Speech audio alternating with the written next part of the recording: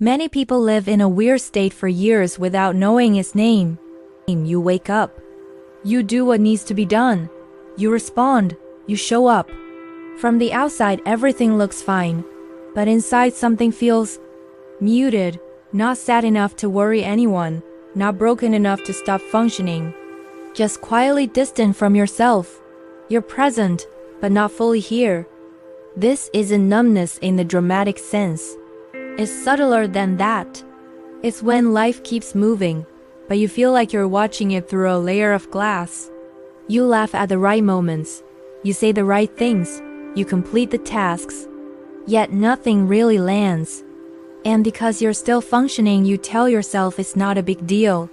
You assume this is just what adulthood feels like. Or that you're being ungrateful for wanting more aliveness than this. But this state doesn't come from laziness. And it doesn't come from a lack of ambition. It often comes from adaptation. When you've spent a long time needing to stay regulated, useful, or emotionally manageable, your system learns to prioritize stability over vitality. Feeling okay becomes safer than feeling deeply. Especially if expressing too much emotion once caused tension, rejection, or misunderstanding. So you learn to stay within a narrow emotional range, not too high, not too low. And eventually, that range starts to feel like who you are. The problem is, your nervous system can maintain functionality long after it stops feeling alive. Survival mode doesn't always look like panic. Sometimes it looks like competence. You still get things done. You just don't feel connected to them. This is why motivation advice often doesn't work for people in this state. They don't need more discipline. They don't need better goals. They need reconnection. Because when you're disconnected from your internal signals, desire, excitement, curiosity, everything starts to feel effortful. Even things you technically want. And then you blame yourself for lacking drive, when really your system is conserving energy. There's also grief here that rarely gets named. Grief for the version of you that used to feel more intensity, more hope, more emotional color. You might not miss a specific moment.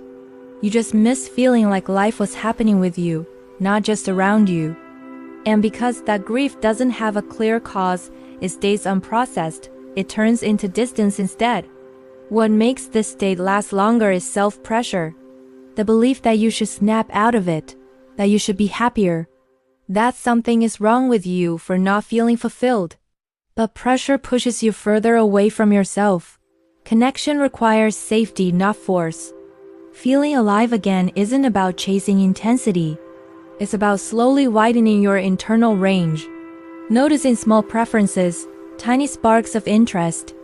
Moments where your body responds before your mind does. This might look boring from the outside. But internally, it's radical. Because it teaches your system that it is allowed to feel again, without being overwhelmed or corrected. You don't need to become a different person.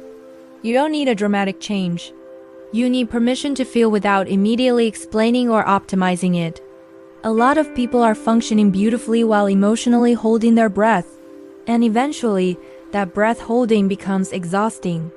If this video feels uncomfortably familiar, it doesn't mean you're broken. It means your system has been doing its job for a long time. But survival isn't the same as presence. And you're allowed to want more than just getting through.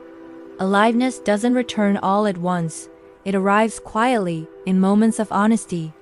In slowing down enough to notice what you actually feel. In letting yourself be affected again. You don't need to force that process. You just need to stop judging where you are. You're not failing at life. You're waking up inside it. And that awakening is gentle, not loud.